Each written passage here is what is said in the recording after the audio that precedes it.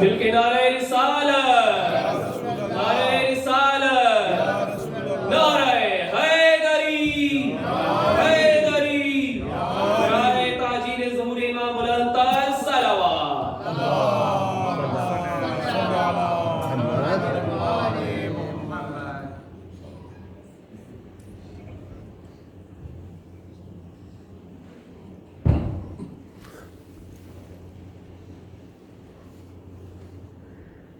اعوذ باللہ من الشیطان اللعین الرجیم، بسم اللہ الرحمن الرحیم، الحمد للہ رب العالمین، الصلاة والسلام علی اشرف الانبیاء والمرسلین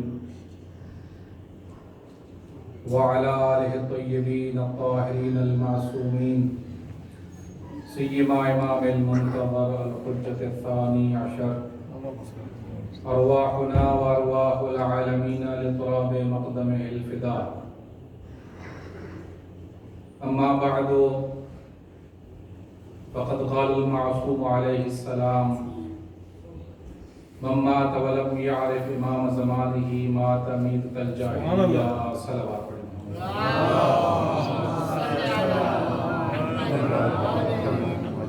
آئیے بیٹھ کے امام زمانہ کی صحت و سلامتی کے لیے دعا پڑھیں۔ بسم اللہ الرحمن الرحیم، اللہم کن لولیک الحجۃ ابن الحسن صلواتک علیہ وعلی آبائہ فی ہذہ الساعة وفی کل ساعة ولیاً وحافظاً وقائداً وناصراً ودلیلا معینا حتی تسکنہ ارضک طوعا وتمتعہ فیہا طویلا۔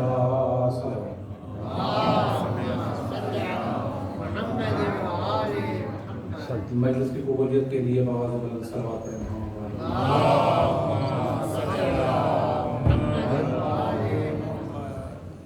مومنین کی حاجت روائی کے لیے مجلس صلوات پڑھیں۔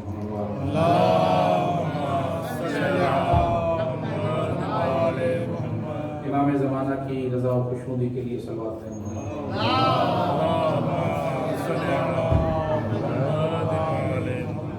دعا ہے پروردگار عالم آپ تمام مومنین کا اس فرش جشن پر تشریف لانا اپنی یہ بات میں شمار فرمائے، اور خصوصی دعا مومنین کے لیے جو مریض ہیں، اور اگر کوئی خدا نخواستہ پروردگار عالم امام احسن عسکری اسلام کے صدقے میں ان کو شفاء کاملہ عطا فرمائے، اور جو حاجات لے کر اس بارگاہ مقدس میں آئے ہیں پروردگار عالم اس کے آگے امام کے صدقے میں تمام مومنین کی حاجت روائی فرمائے۔ دعا کرتے ہیں کہ پروردگار عالم جتنا زیادہ جلدی ہو سکے امام زمانہ کے ظہور میں تعجیل فرمائے۔ مل کے صلوات پڑھیں محمد و آل محمد پر۔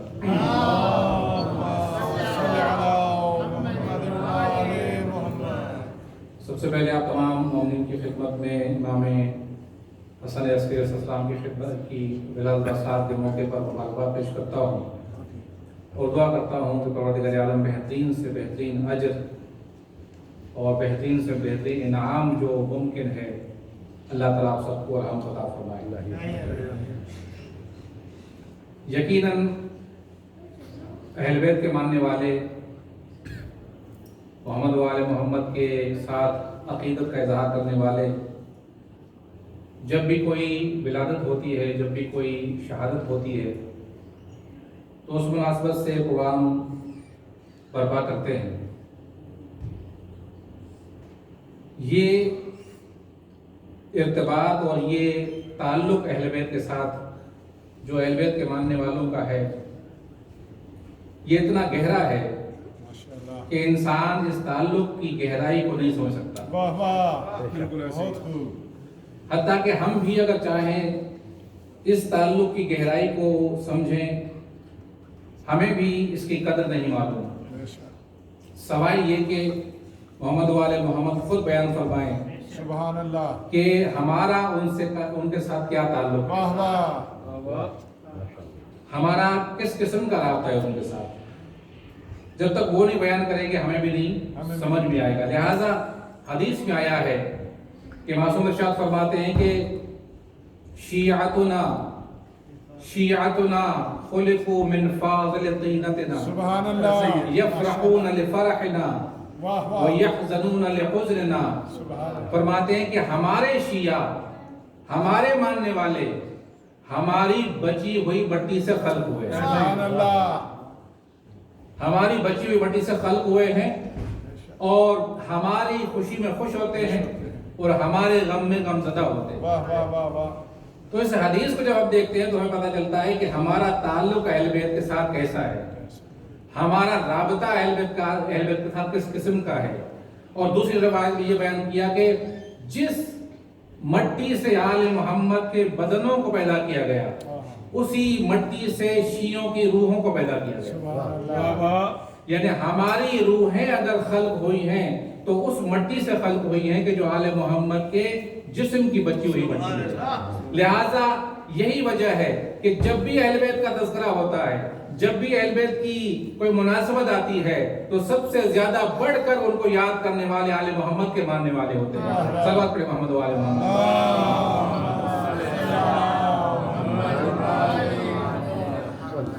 یہی وجہ ہے کہ اگر آپ خوشی کے انداز کو دیکھیں، جب آل محمد کی خوشی کو منایا جاتا ہے اس کے انداز کو اگر آپ دیکھیں، آل محمد کے غم کو جب منایا جاتا ہے اس کے انداز کو دیکھیں، تو یہ دونوں انداز دنیا کی خوشی سے اور دنیا کے غم سے الگ نظر آتے ہیں. یہ دونوں کا انداز مختلف ہوتا ہے. جس طرح سے ہم اپنی خوشی مناتے ہیں اس طرح سے آل محمد کی خوشی نہیں مناتے، ہم اس سے بہتر انداز مناتے ہیں. جس طرح سے اپنے غم کو مناتے ہیں اس سے زیادہ بہتر انداز میں آل محمد کے غم کو منایا جاتا ہے. اس کی وجہ یہی ہے کہ ہمارا تعلق جو اہل بیت کے ساتھ ہے وہ خلقت کے لحاظ سے، ہماری تخلیق اس انداز سے ہوئی ہے کہ ہمارا اہل بیت سے گہرا تعلق ہے. اگرچہ دنیا کے اندر سب سے زیادہ محبت کی مثال اگر دی جا سکتی ہے تو وہ ماں کی محبت ہے. آپ دیکھیں کہ دنیا میں اگر کسی گہری محبت، شدید محبت اور مضبوط محبت کی اگر مثال دی جائے تو ماں سے بہتر کوئی محبت نہیں. ماں سے بہتر کسی کی محبت کی مثال نہیں دی جا سکتی. اور اس کی وجہ یہ ہے کہ ماں اگر مشرق میں ہو اور اولاد اگر مغرب میں ہو، اگر اس کی اولاد کو کوئی تکلیف ہوتی ہے تو ماں کتنی بھی دور ہوتی ہے اس کو محسوس کر لیتی ہے. ماں کو احساس ہوتا ہے کہ میرا بچہ آج مشکل میں ہے، میرا بچہ آج پریشانی میں ہے. اتنی شدید ماں کی محبت ہوتی ہے. لیکن اگر بیٹا مر جائے، خدا نخواستہ اولاد اگر دنیا سے چلی جائے تو کچھ عرصے تک وہ تعلق رہتا ہے، لیکن آہستہ آہستہ وہ تعلق کمزور ہو جاتا ہے. وقت کے گزرنے سے اس میں جو ہے وہ کمزوری آ جاتی ہے. لیکن آل محمد کے ساتھ ہماری محبت ایسی ہے، آل محمد سے ہمارا تعلق ایسا ہے کہ جتنے بھی سال گزر جاتے ہیں، چاہے صدیاں گزر جائیں، چاہے ہماری نسلیں منتقل ہو جائیں، لیکن پھر بھی اس محبت میں روز بروز شدت آتی رہتی ہے. کل ایمان، کل قرآن، حق دا امام نعرے حیدری. یہ شدت محبت اس لیے کہ ہماری خلقت ان کی بچی ہوئی مٹی سے. اور آپ دیکھ لیں کہ دنیا والے اپنے غم کو مٹانے کے لیے خوشیوں پہ خرچ کرتے ہیں. ہے اس طرح سے بھئی انسان غم زدہ ہوتا ہے دنیا کے اندر تو انسان کوئی خوشی کا اہتمام کرتا ہے.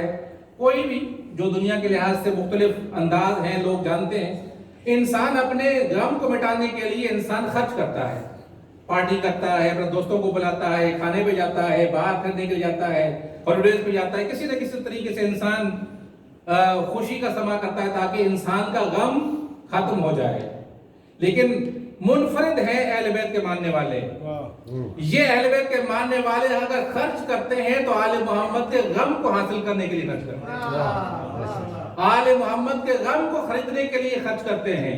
اور اس لیے خرچ کرتے ہیں کہ دنیا والوں کو جو خوشی سے خوشی ملتی ہے، دنیا والوں کو جو خوشی سے خوشی ملتی ہے اس سے زیادہ آل محمد کے ماننے والوں کو غم سے خوشی ملتی ہے.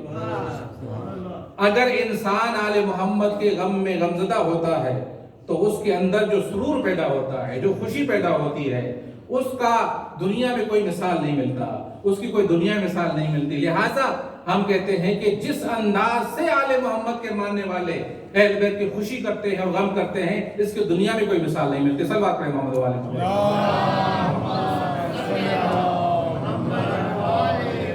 ذرا اگر پانی صلوات پڑھیں محمد والے محمد.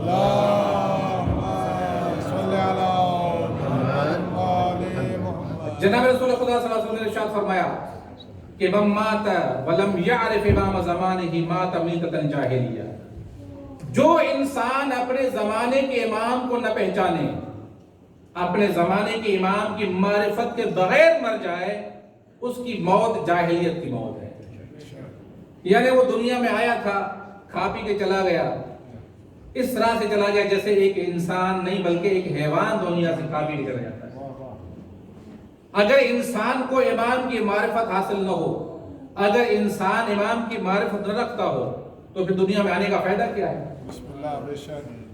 امام کی معرفت اتنی اہم ہے کہ دعا میں امام نے ارشاد فرمایا، جو آخری زمانے میں جس زمانے میں ہم رہتے ہیں، معصوم نے ارشاد فرمایا ہے کہ ہمیشہ اس دعا کو پڑھا کرو، اللہم عرفنی نفسک فإن لم تعرفنی نفسک لم عارف نبیک. اے پروردگار اپنی معرفت عطا فرما، اگر تو اپنی معرفت عطا نہیں کرے گا تو میں تیرے نبی کو نہیں پہچان سکوں. اللہم عرفنی نبیک فإنک إن لم تعرفنی نبیک لم عارف حجتک. اے پروردگار اپنے نبی کی معرفت عطا فرما، اگر تو اپنے نبی کی معرفت عطا نہیں کرے گا تو میں تیری حجت کو نہیں پہچان سکوں. اللہم عرفنی حجتک فإنک إن لم تعرفنی حجتک ضللت عن دینی. اے پروردگار اپنی حجت کی معرفت عطا فرما، اگر تو مجھے حجت کی معرفت نہیں دے گا تو میں گمراہ مر جاؤں گا. لہذا پیغمبر نے فرمایا کہ جو انسان دنیا میں آئے اور اپنے امام کی معرفت رکھتا ہو اور اسی طرح سے چلا جائے تو وہ جاہلیت کی موت سے مرتا ہے. صلوات پڑھیں محمد وآل محمد.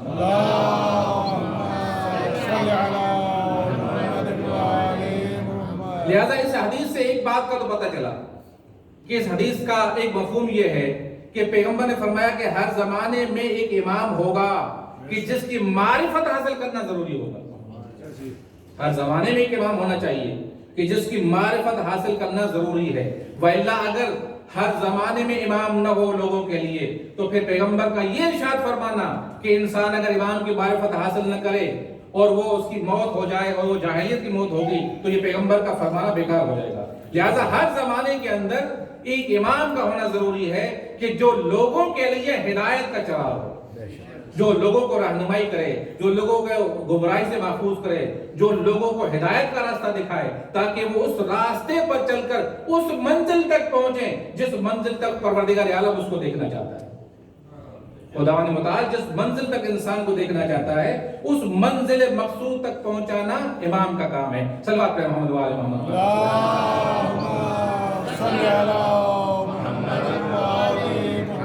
حجت اللہ فی خلقہ فأنت الصلوات.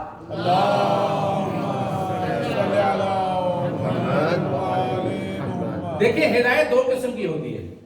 ایک مرتبہ ہدایت یہ ہوتی ہے آپ سے کوئی سوال کرتا ہے کہ میں نے فلاں جگہ جانا ہے، میں کیسے جاؤں؟ آپ اس کو بتاتے ہیں کہ بھائی یہاں سے تم جاؤ گے، سیدھے جاؤ گے، پھر رائٹ ہو جانا، پھر لیفٹ ہو جانا، پھر تم سیدھے جانا، آگے سے فلاں بلڈنگ آئے گی مثال کے طور پر، وہاں سے تم لیفٹ ہو جاؤ گے تو تم اپنے مقام پر پہنچ جاؤ گے. ایک دفعہ یہ رہنمائی ہے انسان کہ انسان بتاتا ہے. ایک مرتبہ انسان سے پوچھتا ہے کوئی کہ مجھے فلاں جگہ جانا ہے، تو آپ کیا کرتے ہیں کہ بھائی چلو میں تمہیں لے کے جاتا ہوں، میں تمہیں وہاں پہ پہنچا، میں ادھر ہی جا رہا ہوں، تو آپ اس کو اپنے ساتھ لے جاتے ہیں. تو یہ بھی ایک قسم کی رہنمائی ہے. یہ جو رہنمائی ہے اس کو کہتے ہیں ایصال المطلوب. جہاں انسان جانا چاہتا ہے انسان وہاں پہنچا دیتا ہے. کبھی انسان زبانی رہنمائی کرتا ہے، کبھی خود لے کے جاتا ہے. لیکن ائمہ کی رہنمائی ایسی ہے کہ جہاں ان کی رہنمائی زبانی بھی ہوتی ہے لیکن اگر انسان ان کی زبانی رہنمائی پر عمل کرے تو ایصال المطلوب بھی کر دیتے ہیں. یعنی امام کا کام فقط یہ نہیں ہے کہ وہ آپ کو رہنمائی کرے بلکہ جو امام کے دروازے پر آ جاتا ہے تو امام اس کا ہاتھ پکڑ کر اس کو خدا تک پہنچاتا ہے. لہٰذا ائمہ کی قدر کرنی چاہیے لوگوں کو، ائمہ کی قدر کرنی چاہیے. ائمہ علیہ السلام کے مقام کو پہچانتے ہوئے انسان ان کی قدر کرے. کیوں کہ اگر ان کے دروازے پر کوئی آ گیا تو وہ سمجھ لے کہ وہ اپنی منزل تک پہنچ گیا. لہٰذا زیارت جامعہ کے اندر امام نے فرمایا کہ ومن اتاکم فقد اتی اللہ، جو آپ کے پاس آ گیا گویا وہ خدا تک پہنچ گیا. جو آپ کے دروازے پر پہنچ گیا وہ سمجھ لے خدا کے دروازے پر پہنچ گیا. صلوات پڑھیں محمد وعلی محمد.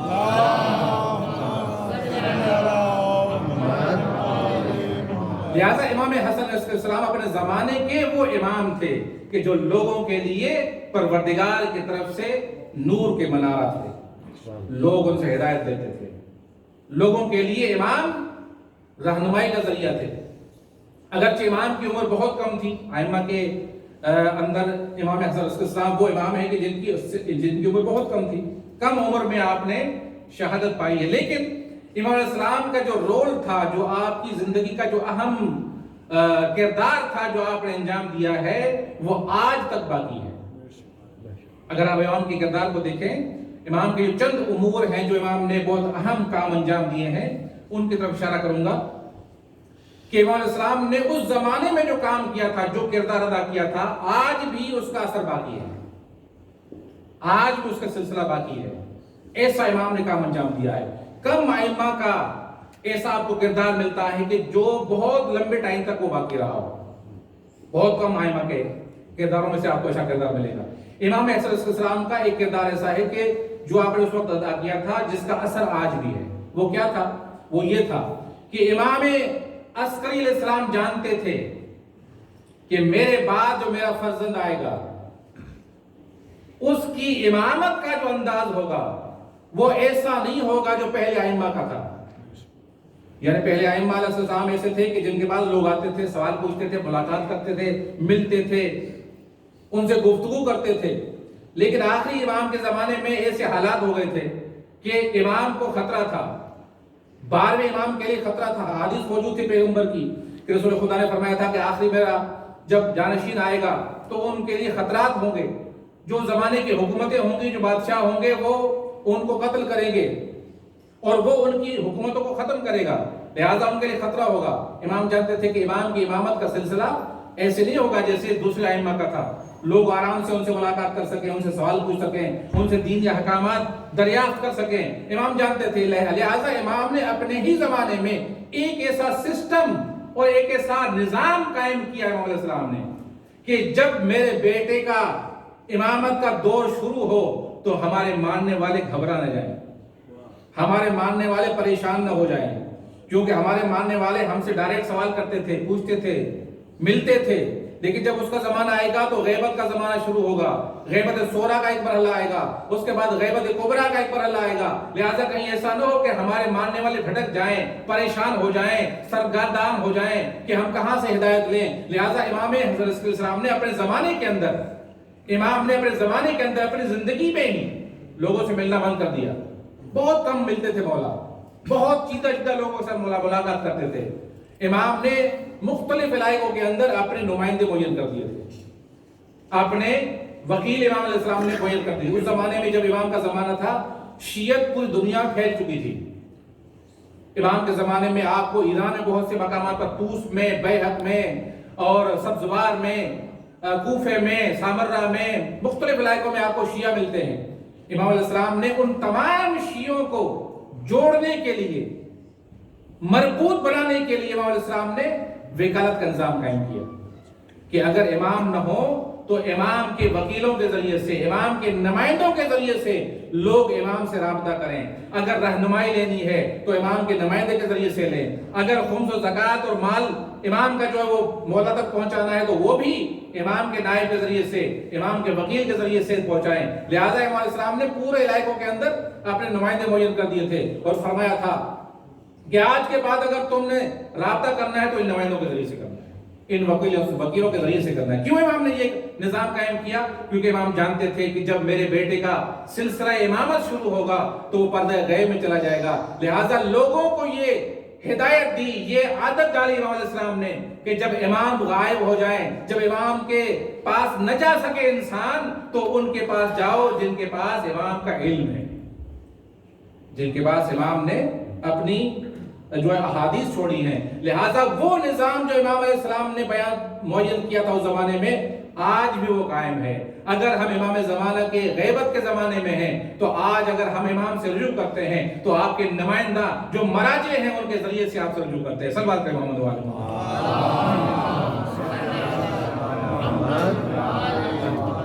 لہٰذا امام اسلام نے اس کی بنیاد اس کو ڈالی تھی جس کا آج بھی اثر ہے۔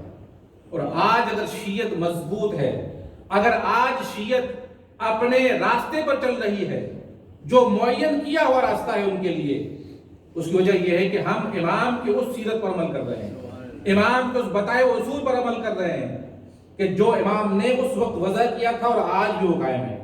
جب تک امام کا ظہور ہوگا یہ سلسلہ قائم رہے گا، اور آج بھی، پہلے بھی، آج بھی، فیوچر میں بھی جو بھی اس راستے سے ہٹ جائے گا جو امام نے وضع فرمایا تھا وہ گمراہ ہو جائے گا۔ صلوات پر محمد وآل محمد۔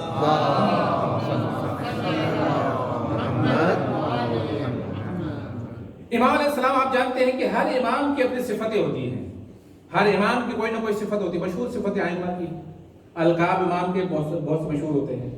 امام حضرت علیہ السلام کی بھی کچھ مخصوص صفات ہیں کہ جو بہت مشہور معروف ہیں۔ ان میں سے آپ کی ایک صفت جو بہت مشہور ہے وہ عسکری ہے، کہ آپ کو عسکری کہا جاتا ہے۔ جانتے ہیں کہ امام کو عسکری کیوں کہا جاتا ہے؟ نوجوانوں کو یہ عرض کرنا، بزرگ تو آپ جانتے ہیں۔ امام کے زمانے میں جو حاکم تھا اس نے امام کے اوپر اپنا روب ڈالنے کے لیے، اپنا دبدبہ ڈالنے کے لیے امام علیہ السلام کے لیے ایک اہتمام کیا، اپنی پوری فوج کو جمع کیا اور ایک میدان میں اس فوج کو صفوں میں کھڑا کر دیا۔ اس کے بعد امام علیہ السلام کو بلایا اور امام سے کہا کہ دیکھیے میری فوج، یہ کتنے سپاہی ہیں میری فوج کے اندر۔ امام علیہ السلام نے ایک دفعہ نگاہ ڈالی، اس کے بعد امام علیہ السلام نے آسمان کی طرف اشارہ کیا اور کہا کہ اچھا ذرا اوپر بھی دیکھو تم۔ جب خلیفہ وقت نے اوپر دیکھا تو بالکل اس کی آنکھیں چکا چوندھ ہو گئی۔ کہا کہ یہ میں کیا دیکھ رہا ہوں؟ کہا کہ کیا دیکھ رہے ہو؟ کہا کہ میں دیکھ رہا ہوں کہ ایسی صفیں ہیں سپاہیوں کی جس کی کوئی انتہا نہیں ہے، اتنی صفیں طویل ہیں کہ جس کی کوئی انتہا نہیں ہے۔ امام علیہ السلام نے فرمایا کہ اگر تمہارے پاس یہ لشکر ہے تو ہمارے پاس اللہ نے یہ لشکر عطا فرمایا ہے۔ صلی اللہ علیہ محمد وآلہ محمد۔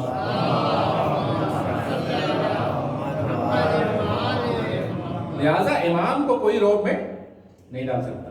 امام کا روب پوری دنیا میں ہر مخلوق کے اوپر ہے، نہ فقط انسانوں کے اوپر، ہر چیز پر امام کا روب اور دبدبہ ہے۔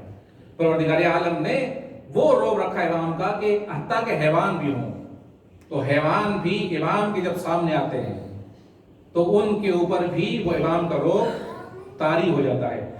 مولا کا ایک صحابی عرض کرتا ہے کہ میں امام کی بارگاہ میں تھا اور امام علیہ السلام نے مجھے کہا کہ چلو بازار چلتے ہیں۔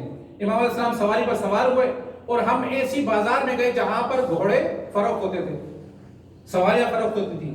ہم وہاں پہنچے تو دیکھا کہ ایک شخص ہے جس کے پاس ایک گھوڑا ہے کہ جو بہت ہی خطرناک گھوڑا ہے، بہت ہی خونخوار، کسی کے قابو میں نہیں آتا، حتیٰ کہ مالک کے قابو میں نہیں آتا، اپنے دو پیروں پہ کھڑا ہو جاتا ہے اور آگے نہ دو پیروں کے ساتھ لوگوں پر حملہ کرتا ہے، حتیٰ کہ اس کا مالک بھی اس کے قریب نہیں جا سکتا اور کوئی اس کو خریدنے کے لیے تیار نہیں ہے۔ امام علیہ السلام نے فرمایا کہ جاؤ اس کے مالک کے پاس اور اس سے کہو کہ ہم یہ گھوڑا خریدنا چاہتے ہیں۔ کہتا ہے کہ میں گیا اس مالک کے پاس اور اس سے کہا کہ میرے آقا فرما رہے ہیں کہ ہم یہ گھوڑا خریدیں گے۔ وہ بڑا خوش ہو گیا، کہا کہ یہ گھوڑا تو کوئی خرید نہیں رہا تھا، کہا کہ جو اس کی قیمت ہے نا اس سے بھی کم قیمت پر آپ کو دوں گا۔ مولا نے ان کو پیسے دے دیے۔ وہ کہتا ہے کہ جیسے ہی میں اس گھوڑے کے پاس گیا، مولا نے کہا کہ جاؤ اور اس کی ڈوری کو کھولو اور اس کو لے کر آؤ۔ کہا کہ جیسے ہی میں اس گھوڑے کے قریب گیا، میں نے گھوڑے کی رسی کو کھولا، دیکھا کہ گھوڑا اتنا آرام سے، اتنا پیار سے، اتنا جو ہے وہ دھیمے انداز سے، جو پہلا انداز تھا اس کا بالکل ختم ہو گیا اور بالکل آرام سے سکون سے میرے ساتھ چلتا رہا۔ جیسے ہی میں گھوڑے کو لے کر آگے بڑھا، مالک میرے پیچھے دوڑا اور کہا کہ بھائی میں نے گھوڑا نہیں بیچنا، میں گھوڑا نہیں بیچوں گا، یہ پیسے آپ نے واپس لے لے۔ تو امام علیہ السلام نے فرمایا کہ ٹھیک ہے تو اپنے پیسے واپس لے لو۔ جیسے ہی اس نے پیسے واپس کر دیے اور گھوڑے کو دوبارہ لے گیا، دیکھا کہ گھوڑے کا وہی انداز جو پہلے والا تھا، پھر وہ مارنے لگا اور اپنے پیروں پر کھڑا ہونے لگا۔ پھر دوبارہ پلٹ کے کہا کہ نہیں میں آپ کو گھوڑا یہ بیچنا چاہتا ہوں، آپ یہ گھوڑا لے جائیں، مجھے اتنے پیسے دے دیں۔ کہتا ہے کہ میں نے پھر گھوڑا لے لیا اور پھر میں نے دیکھا کہ وہ گھوڑا جیسے امام کی بارگاہ میں آیا، میں نے دیکھا کہ اتنا مطیع ہو گیا، اتنا فرمانبردار ہو گیا، اتنا نرم ہو گیا، میں نے یہ محسوس کیا گویا اس کے اوپر امام کا روب آ گیا تھا، امام کے روب میں آ گیا تھا، جس کی وجہ سے یہ نرم ہو گیا تھا۔ صلی اللہ علیہ محمد و علیہ محمد۔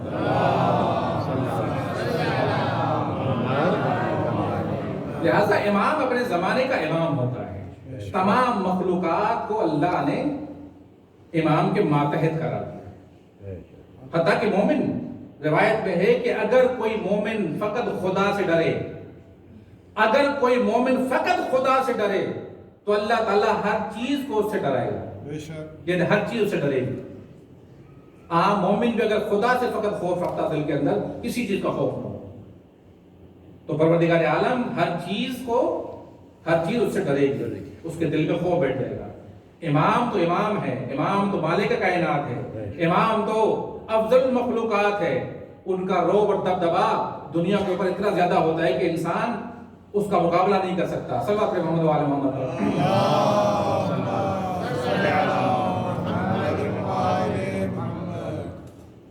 یہ جو ہم اہل بیت کے دشمنوں کے اوپر لعنت کرتے ہیں، صلوات پڑھتے ہیں، درود پڑھتے ہیں اہل بیت کے اوپر اور ان کے دشمنوں پہ لعنت کرتے ہیں، میں اس کے بارے میں امام کا ایک قول عرض کرتا ہوں کہ اس کی فضیلت کیا ہے، بسم اللہ، اس کی عظمت کیا ہے۔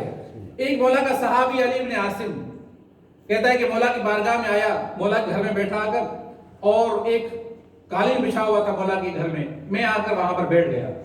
جیسے ہی میں وہاں پر بیٹھا تو مولا نے فرمایا، امام حسن عسکری السلام نے فرمایا کہ علی بن عاصم جانتے ہو تم کہاں بیٹھے ہو؟ کہا کہ مولا اس فرش پر بیٹھا ہوں، اس قالین پر بیٹھا ہوا ہوں۔ امام نے فرمایا کہ تم اس فرش پر بیٹھے ہو، اس قالین پر بیٹھے ہو جس قالین پر جناب آدم کے پاؤں کے نشانات ہیں، جس قالین پر جناب نوح کے قدموں کے نشان ہیں، جس پر جناب عیسیٰ کے قدموں کے نشان ہیں، جناب موسیٰ کے قدموں کے نشان ہیں۔ تو کہنے لگا کہ مولا میں تو نہیں دیکھ رہا۔ امام نے فرمایا قریب آ جاؤ۔ جب وہ قریب آ گیا تو امام علیہ السلام نے اپنا مبارک ہاتھ اس کی آنکھوں پر پھیرا۔ اس کے بعد امام علیہ السلام نے جیسی ہاتھ پھیرا، کہتے ہیں کہ مولا نے فرمایا کہ یہ دیکھو، یہ جناب آدم کے قدم کے نشان ہیں، یہ جناب نوح کے قدم کے نشان ہیں، جناب عیسیٰ کے قدم کے نشان ہیں، جناب شعیب کے قدم کے نشان ہیں۔ اس طرح سے ہر نبی کا نام لیتے گئے، یہاں تک کہ کہا کہ یہ میرے نانا رسول خدا کے قدم کے نشان ہیں، اور یہ قدم جو ہے میرے جد امیر المومنین علی ابن ابی طالب کے قدم کے نشان ہیں۔ سبحان اللہ۔ عرض کرتا ہے کہ جیسے ہی میں نے یہ قدم کے نشان دیکھے، میں فوراً گر پڑا اس قالین پر اور ان قدموں کو چومنے لگا، ان نشانات کو چومنے لگا۔ چومنے کے بعد میں نے مولا کی بارگاہ میں عرض کیا کہ مولا میں آپ کی مدد نہیں کر سکتا، اپنے ہاتھوں کے ساتھ، اپنے جسم کے ساتھ آپ کی کوئی مدد نہیں کر سکتا۔ ہاں اتنا ضرور ہے کہ جب میں تنہائی میں جاتا ہوں، جب میں اکیلا ہوتا ہوں، تو آپ کے اوپر درود و سلام پڑھتا ہوں اور آپ کے دشمنوں پر لعنت بھیجتا ہوں۔ جب میں تنہائی میں جاتا ہوں، میں کچھ نہیں کر سکتا، میرے پاس طاقت نہیں ہے، قدرت نہیں ہے، بس اتنا کرتا ہوں کہ تنہائی میں آپ کے اوپر درود و سلام پڑھتا ہوں اور آپ کے دشمنوں پر لعنت بھیجتا ہوں۔ تو اس کے بعد عرض کرتا ہے کہ مولا کیا میری عاقبت کیسی ہوگی، میری عاقبت بخیر ہوگی یا نہیں، میرا حشر کیسا ہوگا؟ تو جیسے اس نے یہ سوال کیا تو مولا نے فرمایا کہ سنو، میرے والد بزرگوار نے مجھ سے بیان فرمایا اور انہوں نے اپنے آبا و اجداد سے یہ حدیث نقل کی ہے، اور انہوں نے ہمارے نانا رسول خدا سے یہ حدیث نقل فرمائی کہ ہمارے نانا رسول خدا فرماتے تھے کہ اگر کوئی مومن ضعیف ہو، کمزور ہو، اپنے ہاتھوں کے ساتھ، اپنے وجود کے ساتھ ہماری مدد نہ کر سکتا ہو، لیکن تنہائی میں ہمارے دشمنوں پر لعنت کرتا ہو، جب وہ تنہائی میں ہو اور دشمنوں پر لعنت کرتا ہو، تو جب وہ لعنت کرتا ہے تو پروردگار عالم اس کی لعنت کی آواز کو آسمانوں تک پہنچاتا ہے، اور جتنے بھی فرشتے ہوتے ہیں اس کی لعنت کو سنتے ہیں۔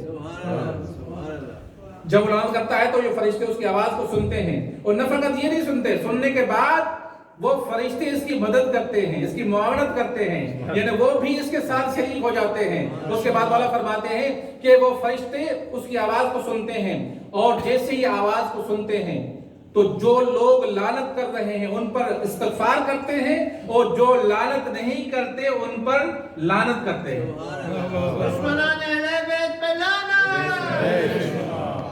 اگر کوئی لعنت کرتا ہے تو اس پر استغفار کرتے ہیں، اور جو لعنت نہیں کرتے تو ان پر لعنت کرتے ہیں، اور پھر خدا کی بارگاہ میں دعا کرتے ہیں کہ پروردگار اس بندہ مومن کے اوپر جو تیرے तेरे आइम्मा तेरे वलियों के दुश्मनों पर लानत कर रहा है, इस पर अपनी रहमत नाजिल फरमा। वो दुआ करते हैं, और जब ये दुआ करते हैं तो परवरदिगार आलम उन फरिश्तों से मुखातब होकर कहता है कि फरिश्तों सुनो, मैंने तुम्हारी दुआ को कबूल कर लिया, मैंने तुम्हारी दुआ को मुस्तजाब कर लिया। सुनो, मैं इनके ऊपर उस वक्त रहमत नाजिल करूंगा जब मैं अपने साले बंदों पर रहमत नाजिल करता हूं। साले बंदों के साथ इनके ऊपर मैं रहमत नाजिल करूंगा। उसके बाद परवरदिगार आलम की रहमतें उसके ऊपर नाजिल होती हैं, और फरिश्ते जितने भी उसके लिए मग़फ़िरत करते रहते हैं। सल्लल्लाहु अलैहि वसल्लम।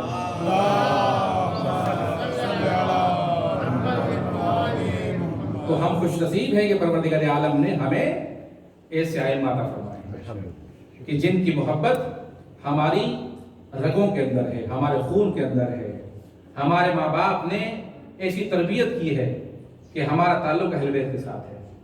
कैसे भी हो इंसान, लेकिन उसका ताल्लुक अहले बैत से होना चाहिए। किस तरह से भी इंसान का किरदार हो, चाहे नेक हो चाहे बद किरदार हो, बल्कि बद किरदार का ताल्लुक अहले बैत से ज्यादा होना चाहिए। वरना इंसान के पास क्या है नजात के लिए? कुछ भी नहीं। इंसान के पास कुछ भी नहीं है नजात के लिए।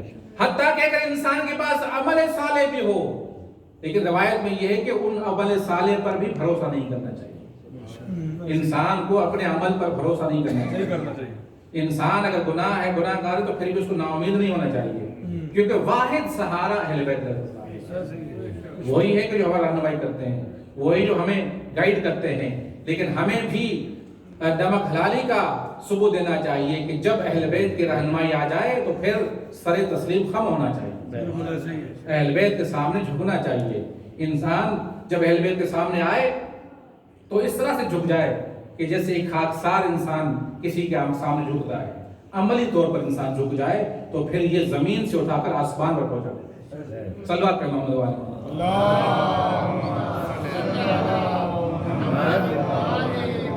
लब्बैक या इमाम हसन अल अस्करी, लब्बैक या इमाम हसन अल अस्करी, खुशनुदी इमाम हसन अस्करी बावाज़ बुलंद सलावत।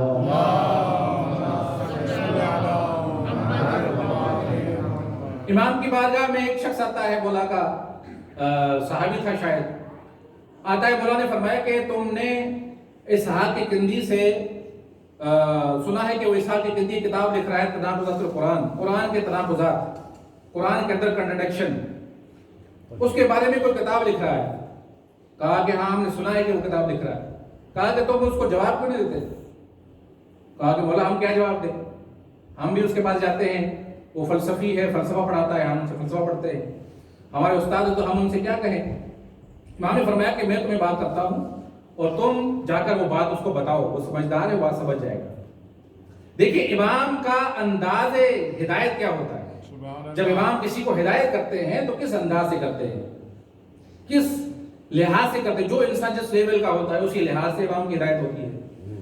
तो क्योंकि वो किताब लिख रहा था और कुरान के तनाकुज़ात, कंट्रडिक्शन जो कुरान की आयतों के दरमियान है उसको जमा कर रहा था अपने लिहाज से, वो समझता था कि बहुत बड़ा काम कर रहा है। इमाम ने फरमाया कि जब तुम उसके पास जाओ तो उसके करीब होना, उसके साथ मानूस होना, उसके क्लोज होना। जब तुम क्लोज हो जाओ तो फिर उससे ये सवाल करना और कहना कि ये जो तुम किताब लिख रहे हो और ये जो तुम तनाकुज़ात कुरान समझ रहे हो कि इन आयतों के दरमियान तनाकुज़ है, कंट्रडिक्शन है, तजाद है, तुम जाकर उसको कहना कि ये कुरान अल्लाह की किताब है, ये अल्लाह का कलाम है। लिहाजा जब अल्लाह का कलाम है वो मुतकल्लिम है, उसका कलाम है, और ये कलाम जिसने बयान किया है, अगर वो आकर तुम्हें ये कहे कि जो तुम इस आयत से समझे हो मफहूम, वो मेरी मुराद नहीं है, बल्कि मेरी मुराद ये है, जैसे हमारी दुनिया के अंदर भी होता है।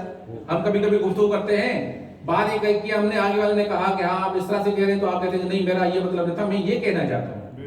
दुनिया में होता है इस तरह से। कहा कि जाकर तुम उसको कहना कि जिसका ये कलाम है, जो मुतकल्लिम है, अगर वो आ जाए और कहे कि जो तुम समझे हो इस आयत से ये मुराद नहीं है, तो क्या इसका एहतमाल पाया जाता है? कहा कि तुम इतना कहोगे बात समझ जाएगा। कहता है कि मैं गया उसके पास और उससे कुर्बत हासिल की, और उसके बाद मैंने उससे सवाल किया, मैंने कहा कि बिल्ला ये आप किताब लिख रहे हैं तनाकुज़ात कुरान, तो मेरे ज़हन में एक सवाल आया है, और वो सवाल ये है कि जो माना आप आयत का समझ के ये समझ रहे हैं कि कुरान के आयतों में तजाद है, کیا یہ ممکن ہے کہ پروردگار عالم کہے کہ یہ میری مراد نہیں تھی اس آیت سے جو تم سمجھے ہو؟ کہا کہ ہاں بالکل یہ احتمال ہے۔ کہا کہ اگر یہ احتمال پایا جاتا ہے تو پھر آپ کس بنیاد پر تناقضات قرآن لکھ رہے ہیں؟ واہ واہ پھر آپ کس بنیاد پر لکھ رہے ہیں؟ تو جیسے اس نے یہ جملہ کہا وہ خاموش ہو گیا۔ خاموش ہونے کے بعد کہتا ہے کہ یہ تمہیں کس نے بتایا؟ یہ اعتراض کس نے سکھایا؟ کہا کہ یہ میرے ذہن میں خود آیا ہے۔ کہا کہ نہیں میں جانتا ہوں تیری علمی حیثیت کو، یہ تمہارے ذہن میں نہیں آ سکتا۔ کہا کہ بتاؤ کس نے تجھے بتایا ہے؟ کہا کہ حسن عسقری علیہ السلام نے بتایا ہے۔ کہا کہ امام حسن عسقری صاحب نے بتایا۔ کہا کہ ہاں بالکل تم نے صحیح کہا، اس قسم کا علم فقط اسی گھرانے سے ہی آ سکتا ہے۔ صلوات پر محمد وعلی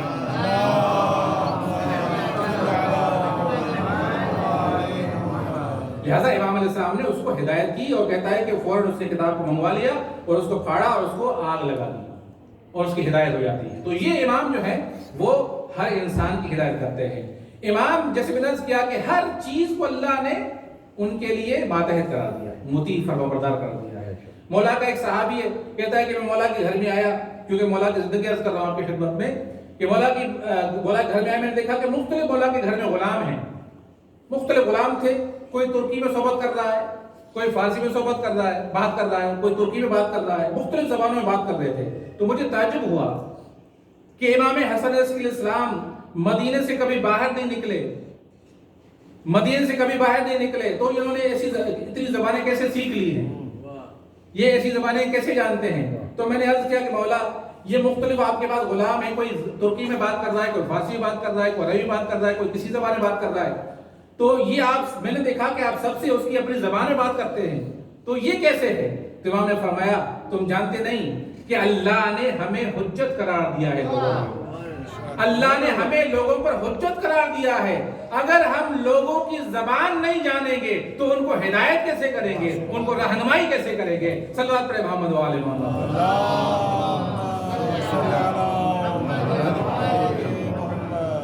لہذا امام کے لیے زبان کا جاننا کوئی مشکل نہیں ہے، حتیٰ کہ امام اگر کسی کو سکھائیں تو ایک ہی لمحے کے اندر اس کو زبان آ سکتی ہے۔ بے شک بیان البار کے اندر اللہ وجہ سے ایک واقعہ لکھا ہے کہ امام رضا علیہ السلام کے زمانے میں صلی اللہ علیہ وسلم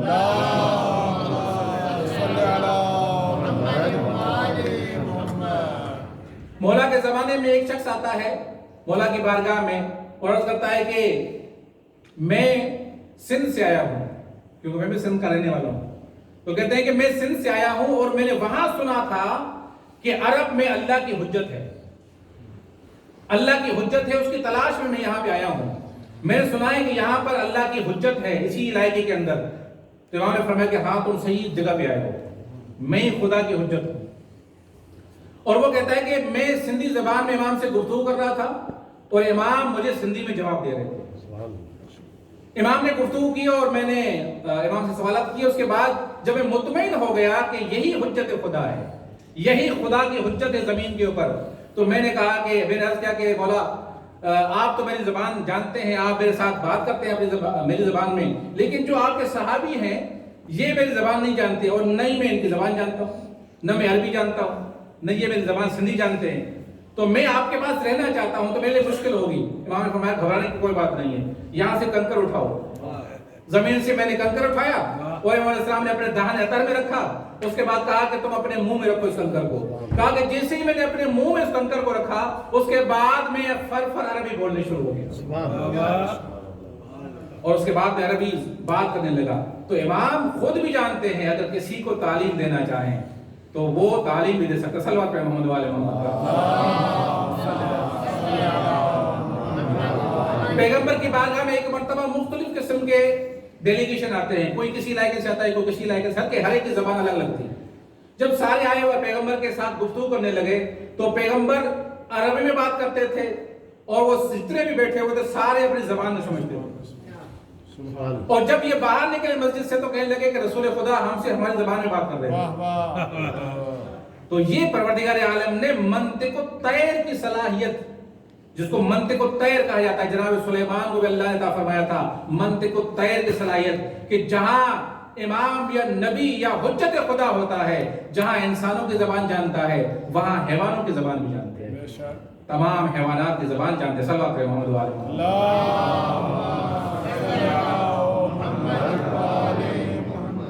भी अर्ज कर रहा था कि हर इमाम की कोई ना कोई सिफत है, कोई ना कोई खूबी है, कोई ना कोई अलकाब है जो मशहूर मारूफ है।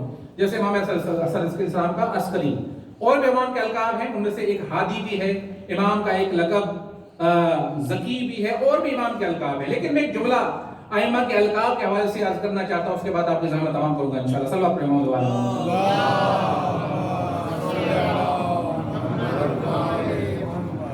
देखिए, दुनिया के अंदर हम अगर किसी को बुलाते हैं, किसी लक़ब से, किसी अलकाब से बुलाते हैं, तो जरूर नहीं कि वो लक़ब उसके अंदर उसकी मीनिंग और उसकी हकीकत पाई जाती है। अगर हम किसी का नाम हसन रख दें, हसन का मतलब है खूबसूरत, अगर किसी का नाम आप हसन रख दें, हो सकता है वो हसन ना हो, खूबसूरत ना हो, लेकिन नाम उसका हसन है, लोग उसको हसन कहकर बुलाते हैं।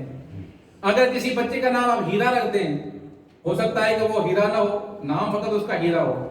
तो दुनिया के अंदर जब इंसान नाम रखते हैं तो जरूर नहीं कि उसकी हकीकत, उसका मफहूम उस जात के अंदर पाया जाता हो, तो ना आपकी।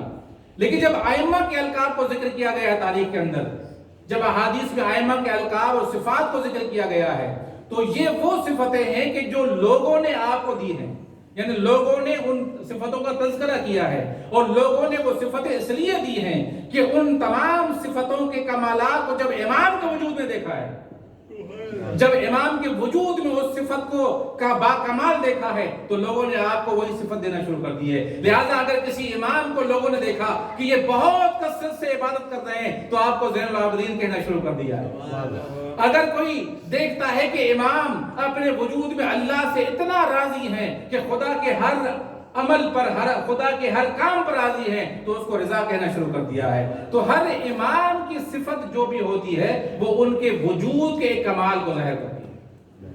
किसी भी इमाम की कोई सिफत है तो वो उनके कमाल को जाहिर करती है। इमाम बाकिरुल उलूम अगर हैं तो वो इसलिए हैं कि इल्म का समंदर उनके वजूद से निकलता है। तो हर इमाम की सिफत ऐसे नहीं है। और मजे की बात यह है कि आइम्मा की बहुत सी सिफतें ऐसी हैं कि जो नान शिया लोगों ने दी हैं। गैर शिया लोग जो आम मुसलमान थे वो भी आइम्मा को अलकाब देते थे। क्यों? कि वो भी देखते थे कि इमाम के वजूद से इतनी बरकतें निकल रही हैं, इमाम के वजूद से इतने खैर निकल रहे हैं, इतना इल्म निकल रहा है, इतना तकवा निकल रहा है, इतनी परहेजगारी निकल रही है कि वो खुद देखते थे और आइम्मा को वो अलकाब देते थे। इमाम काज़िम अलैहिस्सलाम, इमाम मूसा काज़िम अलैहिस्सलाम की जो लक़ब है काज़मैन जो आप कहते हैं, ये भी अहले सुन्नत का बहुत मशहूर है। इमाम को इमाम काज़िम कहा जाता है। क्यों? कि आपके वजूद से इतना लोगों ने देखा कि आप माफ करते थे, अपने गुलामों को माफ करते थे, अगर कोई गलती करता था उसको माफ करते थे। तो ये सिफत जब उजागर होती है किसी इमाम में, तो इमाम को उस सिफत से याद किया जाता है। लेकिन साथ में ये भी अर्ज करता था आपकी खिदमत में कि अगर कोई इमाम ज़ैनुल आबिदीन के नाम से मशहूर है तो इसका मतलब ये नहीं कि दूसरे इमाम ज़ैनुल आबिदीन नहीं है।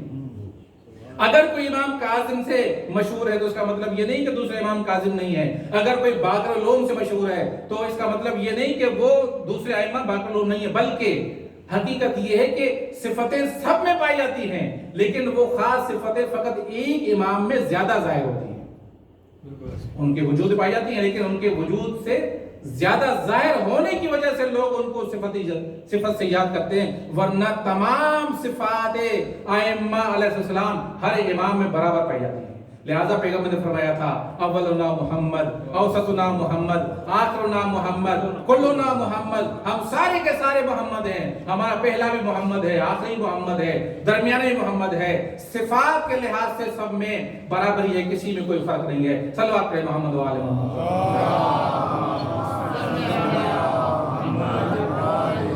दुआ करता हूँ कि परवरदिगार आलम आपके इस जश्न को कबूल फरमाए।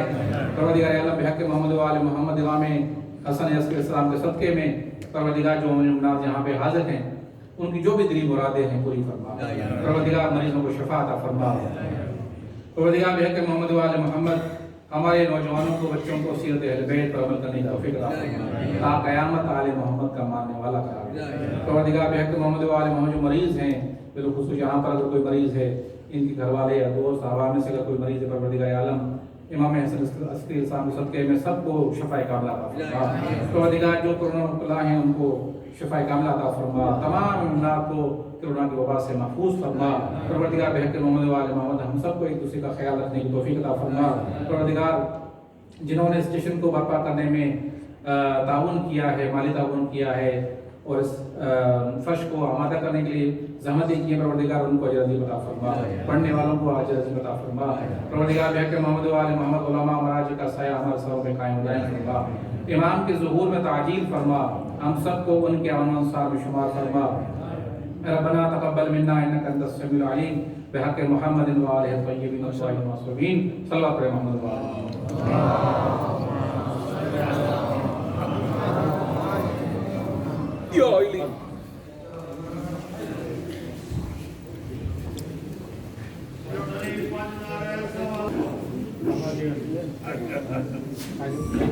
رب جانتے حسین جانے، رب جانتے حسین جانے، سن کے رب جانتے حسین جانے، رب جانتے حسین جانے، رب جانتے حسین جانے، رب جانتے حسین جانے، مصطفیٰ سجدہ بدھا کہدا خدا، رب جانتے حسین جانے، رب جانتے حسین دیکھ تو ایک واسطہ منگ لے دعا، رب جانتے حسین جانے، رب جانتے حسین جانے، سن کے رب جانتے حسین جانے، رب جانتے حسین جانے، اتنی نماز پڑھ ہونا بچین، جتنی پڑھاوے اجر تینوں حسین، اتنی نماز پڑھ ہونا بچین، جتنی پڑھاوے اجر تینوں حسین، مصطفیٰ سجدہ بدا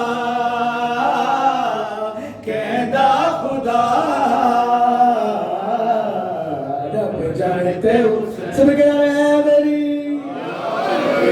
حسین جانے، رب جانتے حسین جانے، رب جانتے حسین جانے، اور میرے نصیبہ وچ لکھی نہیں اولاد کیتی حسین میری جولی آباد دے، میرے نصیبہ وچ لکھی نہیں اولاد کیتی حسین میری جولی آباد، ست پتر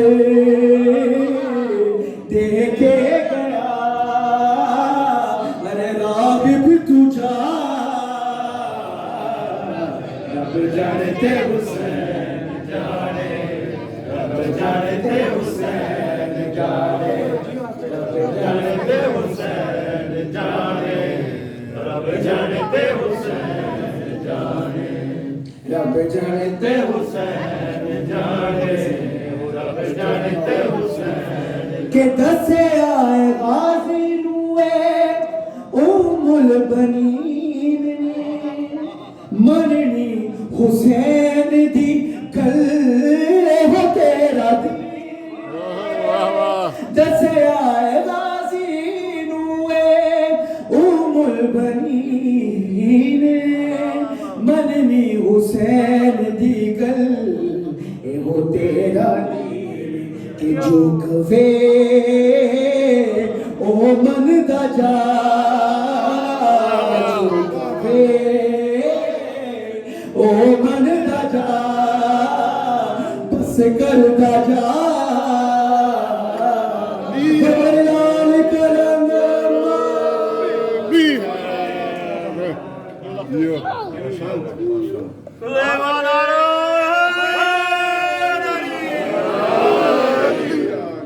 ایمان کل قرآن حق تا امام نعرے حیدری، ما شاء الله الله صلی